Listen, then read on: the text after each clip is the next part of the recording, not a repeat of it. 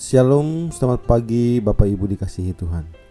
Puji Tuhan, pagi ini kembali lagi kita mau baca dan merenungkan firman Tuhan. Saya mengajak Bapak Ibu, mari kita berdoa terlebih dahulu. Mari kita berdoa. Terima kasih Bapa yang baik, kami bersyukur atas anugerah dan penyertaan-Mu, sehingga sepanjang malam hingga pada pagi hari ini kami bisa bangun tidur dengan sehat, bukan karena kuat dan hebat kami, tetapi karena berkat kasih Tuhan. Dan ada kesempatan bagi kami pada pagi hari ini untuk membaca dan merenungkan firman-Mu. Tolong Bapa, buka hati dan pikiran kami, sehingga firman kami baca, kami dapat mengerti. Terlebih lagi kami dapat mengaplikasikannya di dalam kehidupan kami hari lepas hari. Di dalam nama-Mu Bapa kami berdoa dan kami bersyukur. Haleluya, amin. Tema yang saya berikan untuk kita renungkan bersama pada pagi hari ini, yaitu waspadalah terhadap ragi orang Farisi dan ragi Herodes. Injil Markus pasal 8 ayat yang ke-15. Lalu Yesus memperingatkan mereka, katanya, berjaga-jagalah dan awaslah terhadap ragi orang Farisi dan ragi Herodes. Bapak, Ibu, saudara yang dikasihi Tuhan, Yesus memberi peringatan, berarti hal yang diperingatkan tersebut berbahaya. Dan kali ini mengenai ragi orang Farisi dan ragi Herodes. Ragi orang Farisi adalah kepura-puraan dan kemunafikan. Mereka sangat menekankan hal lahiriah dan mengabaikan hal rohani yang lebih penting dalam keyakinan kepercayaan kepada Allah. Ragi Herodes adalah ambisi duniawi dalam hal politik dan kekuasaan. Mereka sangat menekankan kesuksesan hidup melalui kewenangan, jabatan, dan bersikap arogansi. Ragi adalah bahan adonan dicampur ke dalam tepung terigu dan mengembang pada saat dipanggang. Fungsi ragi di sini untuk mengembangkan adonan tepung terigu. Dengan kata lain, ragi adalah bahan adonan pengembang. Orang Yahudi menekankan proses fermentasi dari ragi sebagai suatu proses pengerusakan dan bukan suatu proses pengembangan. Tidak heran bila mereka mengeluarkan ragi dari rumah mereka selama masa Paskah. Apalagi salah satu peraturan dalam hukum Taurat melarang korban sajian yang terbuat dari ragi. Imamat 2 ayat 11. Suatu korban sajian yang kamu persembahkan kepada Tuhan janganlah diolah beragi. Karena dari ragi atau dari madu tidak boleh kamu bakar sesuatu pun sebagai korban api-apian bagi Tuhan. Pertanyaannya adalah, mengapa Yesus menggunakan ragi untuk memperingatkan akan bahayanya sikap orang Farisi dan sikap Herodes?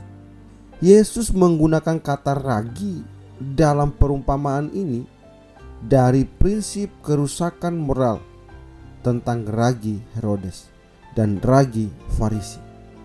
Di lain kesempatan, kata ragi digunakan Yesus dari prinsip pengembangan hidup ketika mengatakan tentang hal kerajaan surga pada Lukas 13 ayat 20-21. Jadi ada dua sisi berlawanan dari kata ragi yang digunakan Yesus dalam rangka menjelaskan sesuatu. Dalam hal ragi, orang Farisi bermaksud menjelaskan ragi itu adalah suatu ajaran yang dikembangkan orang Farisi untuk tujuan kepentingan golongan atau kelompok mereka, atau kepentingan diri sendiri. Ajaran itu menyebabkan pembusukan moral orang Farisi. Sedangkan ragi Herodes menjelaskan ambisi seseorang seperti ambisi Raja Herodes yang mementingkan ambisi menggunakan kekuasaan. Hal ini pun menyebabkan moral orang tersebut terjadi pembusukan sifatnya dan karakternya, sehingga perbuatannya juga terpengaruh oleh moral atau sifatnya. Setelah kita mengerti maksud Yesus tentang ragi orang Farisi atau ragi Herodes, maka hendaknya kita waspada pada diri kita dari pengaruh kedua ragi tersebut. Kecenderungan kita terkena kedua ragi tersebut cukup besar. Dampak kedua ragi ini bisa berimbas pada kita. Bagaimana cara mewaspadai agar kita tidak terjangkit ragi orang Farisi dan ragi Herodes? Pertama, bersikaplah terbuka dan rendah hati. Mazmur 25 ayat 9. Tuhan membimbing orang-orang yang rendah hati menurut hukum, dan Ia mengajarkan jalannya kepada orang-orang yang rendah hati. Kedua, kejarlah hal-hal rohani dan jauhilah hal-hal yang duniawi, berpotensi merusak rohani. Matius 6 ayat 33. Carilah dahulu kerajaan Allah dan kebenarannya, maka semuanya itu akan ditambahkan kepadamu. Hal-hal dunia yang paling berpotensi merusak kerohanian seseorang adalah mengejar dan mengumpulkan harta dunia. Padahal Tuhan menghendaki kita agar mengumpulkan harta rohani di sorga. Ketiga, bersandarlah kepada Tuhan dan bukan kepada pengertian sendiri. Amsal 3 ayat 5 dan 7a. Percayalah kepada Tuhan dengan segenap hatimu, dan janganlah bersandar kepada pengertianmu sendiri. Janganlah engkau menganggap dirimu sendiri bijak. Kemampuan kita manusia sangat kecil, tidak ada artinya dibandingkan dengan kemampuan Tuhan Allah. Tetapi seringkali kita manusia bersikap arogan dengan menyatakan suatu kebenaran menurut pendapat kita dan mengabaikan kebenaran menurut firman Tuhan. Ragi orang Farisi, ragi orang Herodes menguasai orang yang berambisi mengejar hal-hal duniawi, dan ragi orang Farisi menguasai orang yang mengandalkan pengertiannya sendiri dan bersikap munafik dalam hal beriman kepada Allah.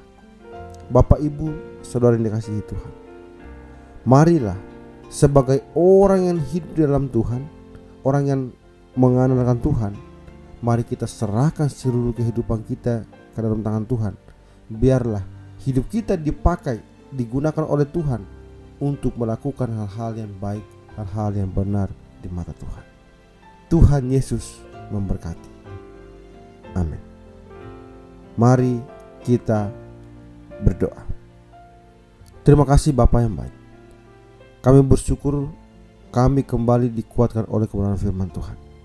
Dan biarlah firman itu tetap tinggal di dalam hati dan pikiran kami. Terlebih lagi Bapa, biarlah firman itu kami dapat mengaplikasikannya di dalam kehidupan kami hari-hari. Sebentar lagi kami kembali untuk menjalani setiap aktivitas kami. Bapa, tolong pimpin dan bimbinglah kami, sehingga apapun yang kami lakukan hanya untuk memuji dan memuliakan nama-Mu saja.